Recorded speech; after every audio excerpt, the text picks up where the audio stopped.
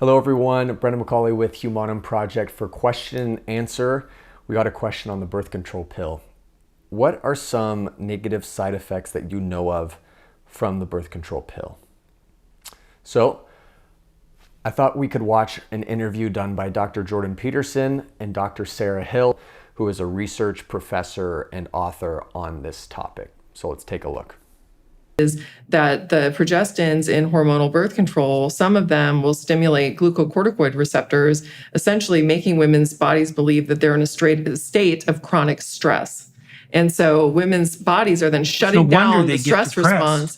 Depression is a consequence of being in constant stress. Well, absolutely. And when you look at the patterns, the thing about this is that when you look at it's all pointing in this direction where when you look at the risk of depression and even the suicide risk for women who are on hormonal birth control, especially in adolescence, so 19 and younger, is really high during the first 3 months of use. And think about it, this is when their glucocorticoid receptors are probably just being flooded with these non-specific progestins that are stimulating those, making their body think that it's World War II, and that's just what you need at puberty. Well, I know, and so because it's already World War II. Yeah, I know, and so they're feeling terrible until their body finally shuts down the stress response, and then you don't get any stress response to stress. But women actually end up feeling a little bit better because they're no longer, sort of psychologically being put into this state of trauma, like constant trauma.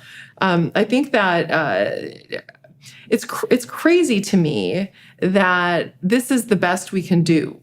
I think about how important. Why aren't we doing better than this? I think that the reason for that is because there's nothing more important than this. No, fertility regulation is so important for women in terms of being able to meet their goals that most women are willing to put up with all the bullshit that goes along with it because they don't feel like they have any other choices. Right. Well, they also don't know. Well, right, and they don't know. And then the drug companies are like, if it ain't broke, don't fix it. Yeah. And so it's like, well, the women are taking it, so who cares? And women are like, we're just having to deal with it.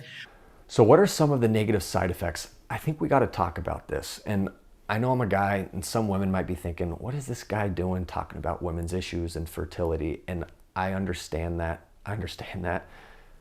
But I just want to share because a lot of women don't know where it came from. A lot of women are said, you got acne, you got severe bleeding, cramping, osteoporosis, you don't want kids, pill.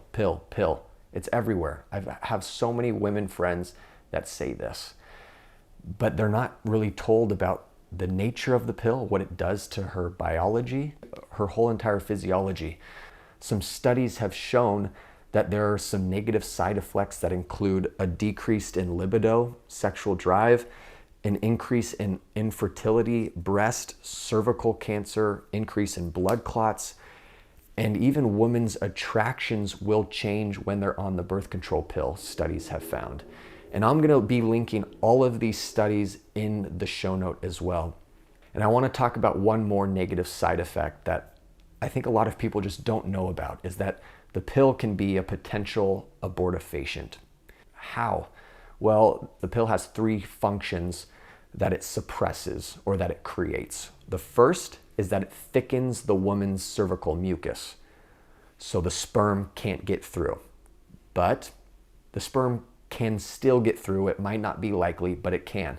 And so if the sperm gets through, the second function that the pill suppresses is ovulation. So the woman's not ovulating, producing eggs, but again, the pill is not 100% effective. So the sperm could get through and there could be an egg produced. Not likely, but there could be an embryo formed. There could be fertilization of the egg and the sperm coming together, forming a unique human being that travels through the fallopian tube over to the uterine wall to begin nourishment and growth.